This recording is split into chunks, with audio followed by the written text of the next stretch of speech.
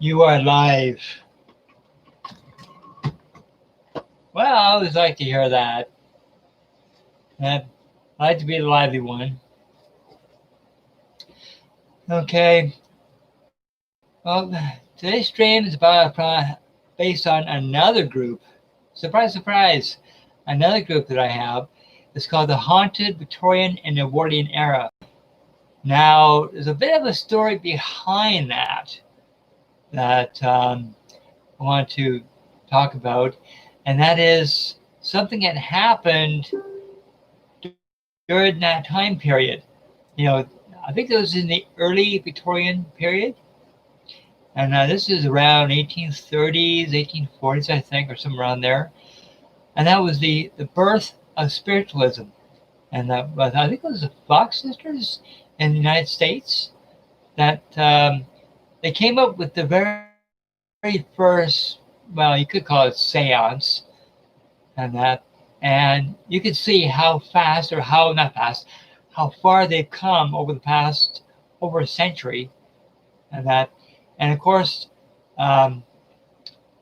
what they learned back then has evolved, even scientifically, of how much we learned up to today, and sure, it's something that started in the United States back in the 1800s, but now look at it.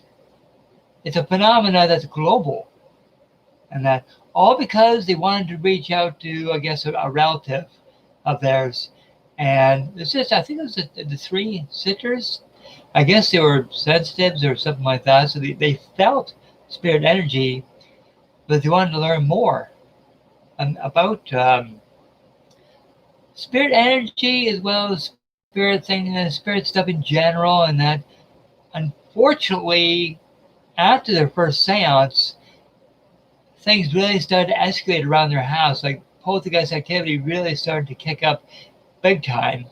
And that, see, back then, they had no controls in place. They were not experienced. So basically, they didn't really know or understand what they were getting themselves into. Sure, they had the enthusiasm and they had the drive to try, this new, movement. But unfortunately, it worked, but it didn't work. And of course, as time went on, more and more people got involved with the spiritualist movement and seances and spirit communication and stuff like that. It evolved over time, not just in the United States, but especially in the UK, amongst royalty, and really excelled in that area. So you could say that as time went on, more countries got involved, and that includes Canada, and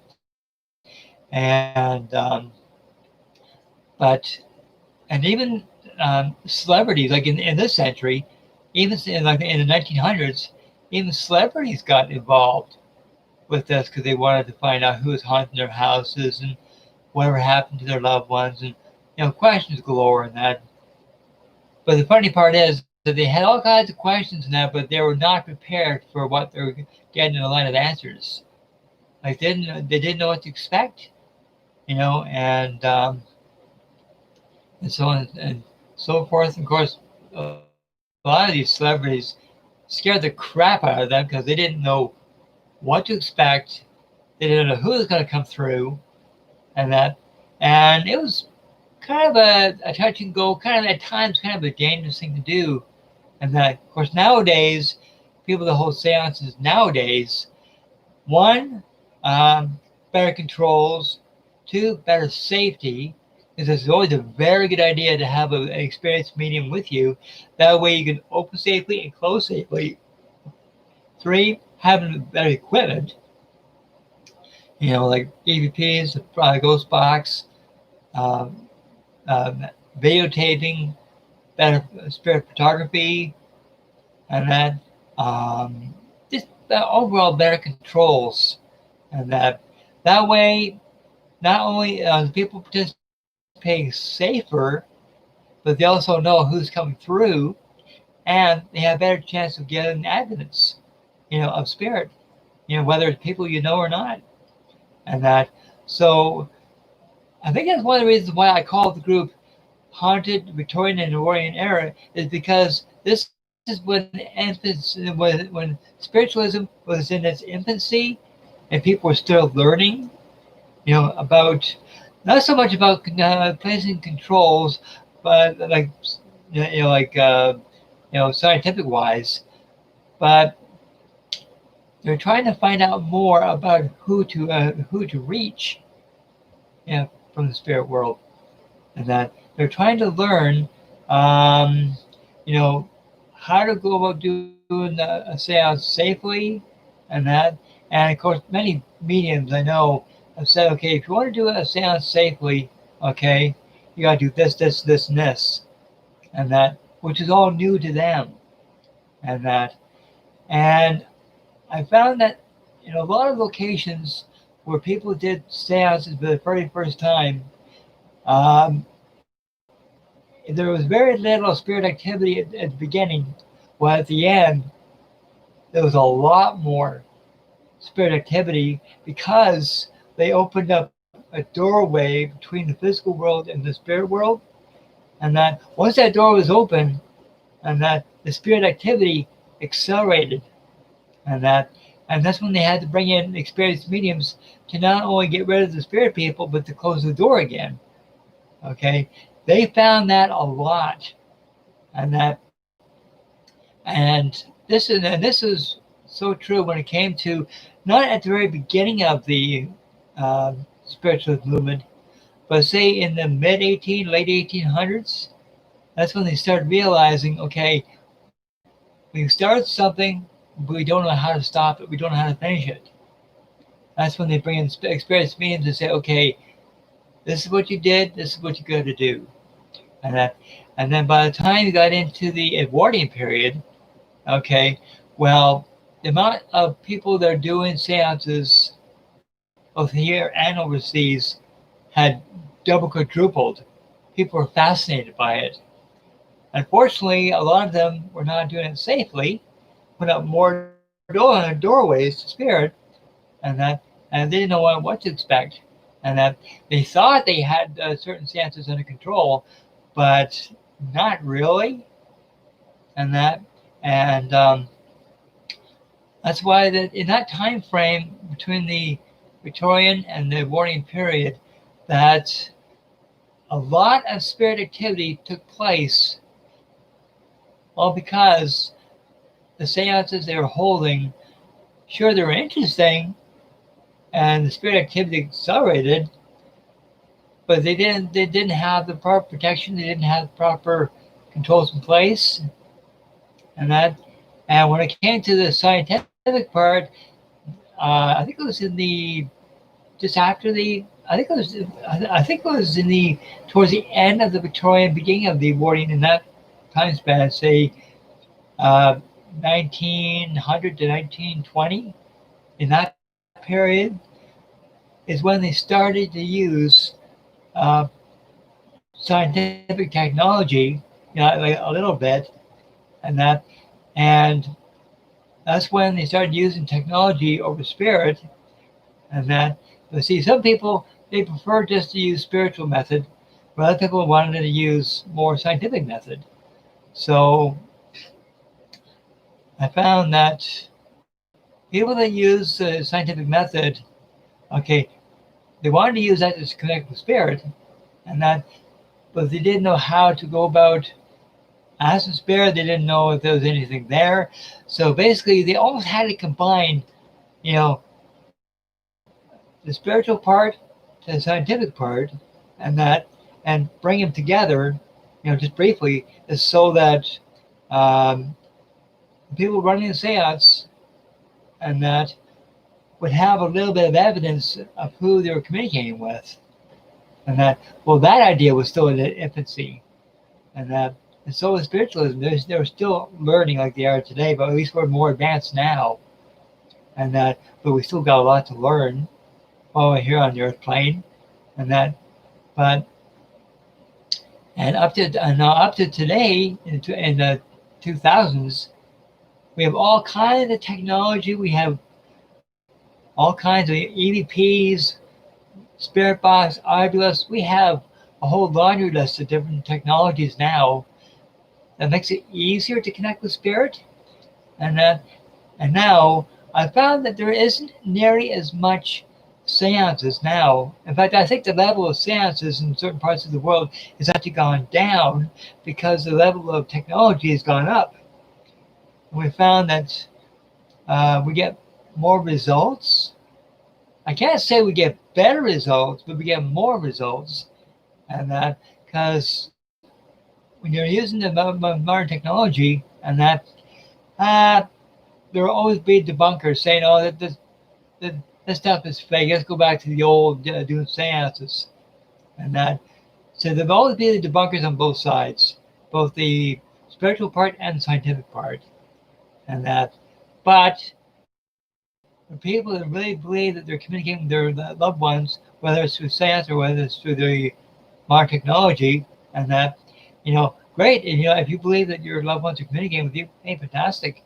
As long as the way that you're communicating is safe, and that, and sure, there are lots of locations that were haunted prior to spiritualism, but that stuff was so like people didn't understand how to connect with spirit prior to the spiritualist movement. Okay, people didn't understand how to connect. People then basically they didn't even really understand what spirit was. But just as the spiritualist movement started, the very first seance, they realized it's spirit people that are trying to connect. It's just that didn't have proper controls. That's when the rate of spiritual activity went up. And that right from the birth of spiritualism on is when certain locations that did seances became very haunted. And that in an uncontrolled way. And that, but eventually people did learn how to place controls in place. That way, doing seances and stuff like that became more safe. And that, but you still had to have your guard up. You still had to have a professional meeting with you, and so that nothing bad would come through. Because that's always my biggest concern for others, whether they're using technology or spirit through seances, and that.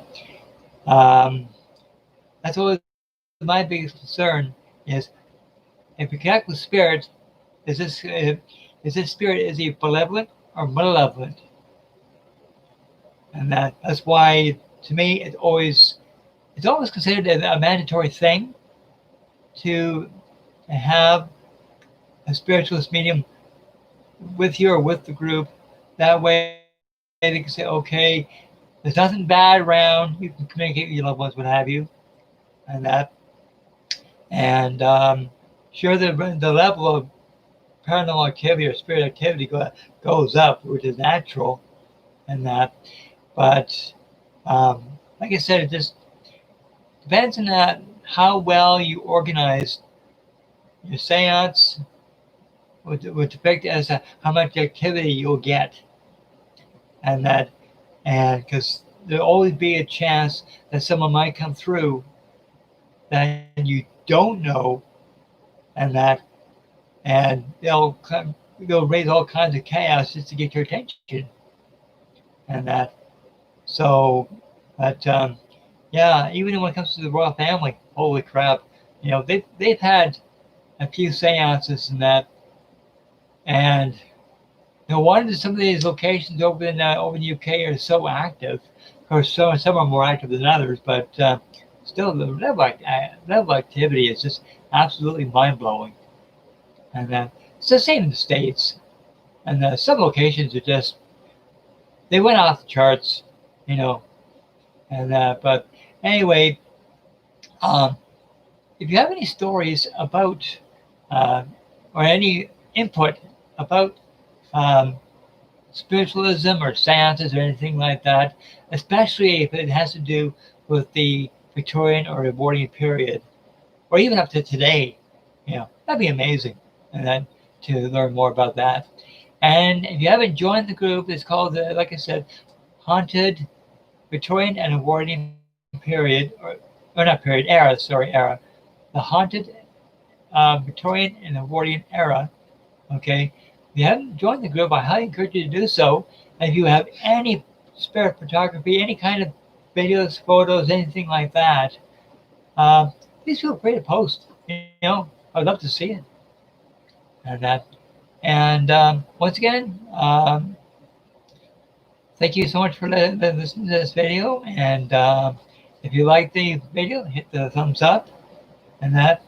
And if you like this video and that, if you want to learn more about this topic, please leave in the comments below. If you want to learn more about the haunted Victorian Edwardian era, and if you want to learn more about that or seances or whatever, please leave in the comments below. And please don't forget to, like I said, share this video with your family and friends. Subscribe, hit the notification. That way, every time I go live, you'll get a notification. Okay, I really appreciate that. And hopefully I'll do another live stream, hoping a day or two, I think. And that. But anyway, people, thanks so much for your time, for listening. And like I said, I really appreciate your support and that. And once again, and that, like I say at the end of every stream, and that, love and light to all. God bless. Take care.